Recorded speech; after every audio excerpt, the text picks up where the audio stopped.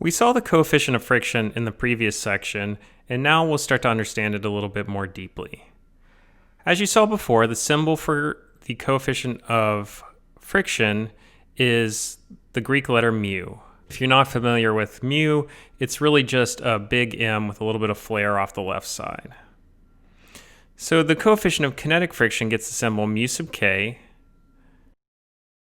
The coefficient of static friction gets the symbol mu sub s. And as you can see here, there are no units for the coefficient of friction. And as we saw before, the coefficient of friction encapsulates both the object's composition and the surface's composition. And so it will depend on both materials, say the material of the object and the material of the surface. And in this table, you can see a few examples here, say rubber on dry concrete or rubber on wet concrete. And you can see the coefficient of static friction and the coefficient of kinetic friction for those scenarios where, again, you have the object's composition and the surface's composition. One of the things to notice in this table is that the coefficient of kinetic friction is always less than the coefficient of static friction. And that comes from a tip that we had last time, that the kinetic friction force is always less than the maximum static friction force. And the scenario I reminded you of was if you start to push something, it can be often quite hard to get it started, but once it starts moving, it's a little bit easier. And this corresponds to the fact that the maximum static friction force is what makes it really hard to get started. And then once it starts moving, you're dealing with kinetic friction, which is always less. So let's look at an example. In this case, we're trying to understand a car that's driving when it decides to stop quickly and its anti-lock brakes engage. And so when driving normally and braking normally, it is actually static friction that acts on the tires.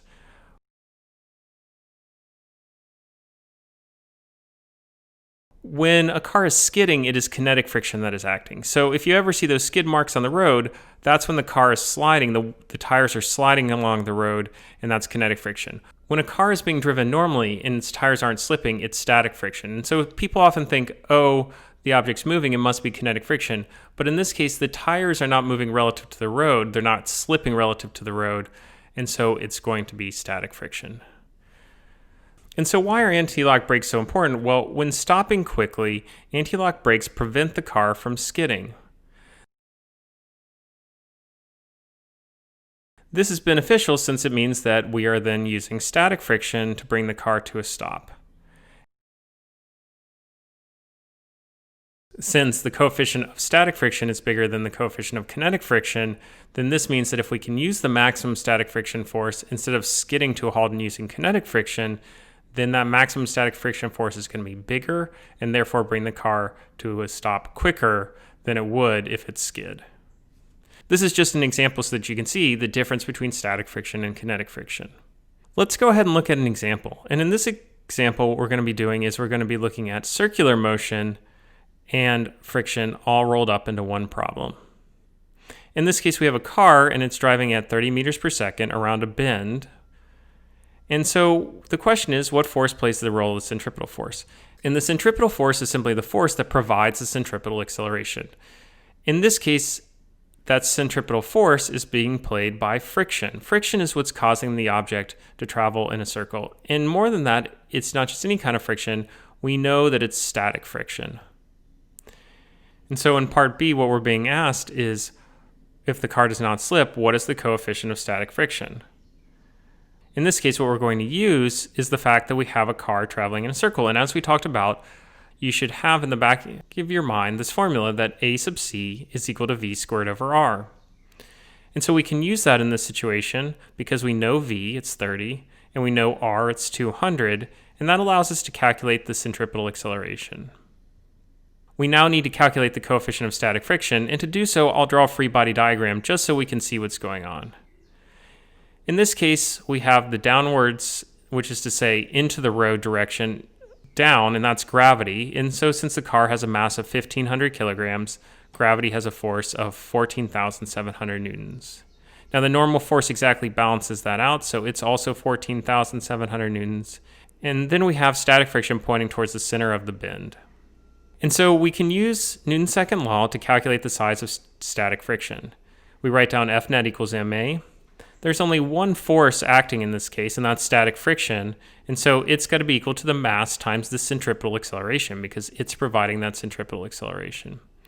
And so what we have here is that F sub s is equal to 6,750 newtons. And so we know that the maximum static friction force is going to be bigger than this value, and so we can use that information to find the coefficient of static friction. And so we plug in our formula for maximum static friction. That's mu sub s times F of n, and then we simply use our inequality to calculate that mu sub s must be bigger than 0.46. And so finally, the last question is, why does somebody feel flung to the outside? What you've probably often heard of as the centrifugal force. And so the force of static friction is actually acting on the tires of the car. That's important to understand. The passenger, on the other hand, riding in the car, doesn't feel that force because that force is not acting on the passenger, it's acting on the car. And so because of the law of inertia, the passenger wants to keep going straight forward, but the car is turning to the left. And so as you can see in this drawing here by this kind of green line, if the car turns to the left and the passenger keeps going forward, well, that means that the passenger feels flung to the outside.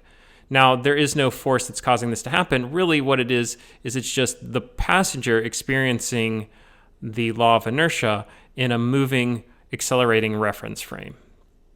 And so the person feels flung to the outside, but we often talk about the centrifugal force as a fictitious force because it's not really a force that's happening. You feel like you're being forced to the outside, but that's not really what's happening. You're going straight and the car is moving to the left. And it's just a fact that your perception of the situation is different because, as I said it before, you're in an accelerating car, a car that's accelerating to the left. Let's look at a problem that's a little bit more straightforward in terms of calculating coefficients. In this case, a person is playing shuffleboard and sliding a disc horizontally. And so the person pushes the disc and then releases it. And when we look, it's sliding at 8.5 meters per second. And then we see that it slides 8 meters before coming to rest. Let's go ahead and draw a picture of the situation. And again, it's just a flat ground and a disc sliding to the right, and it's 8 meters. And I put a little dashes here to show that it was moving when we first started looking. The person was no longer pushing on the disc. And so I'll go ahead and draw my origin in positive direction.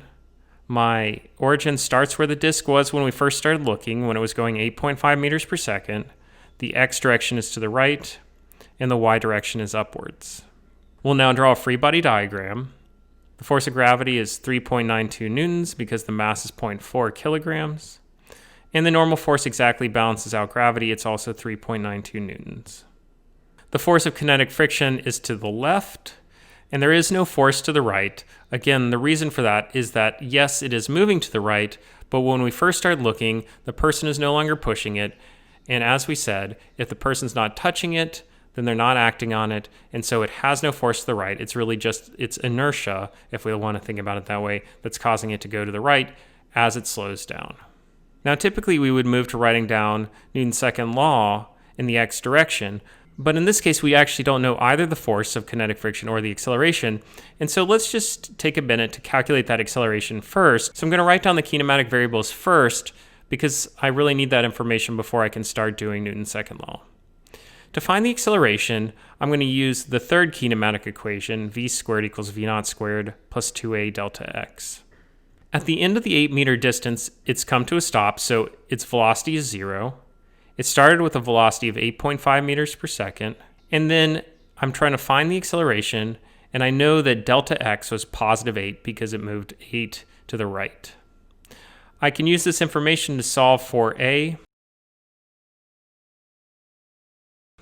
and I find that a is equal to negative 4.5 meters per second squared.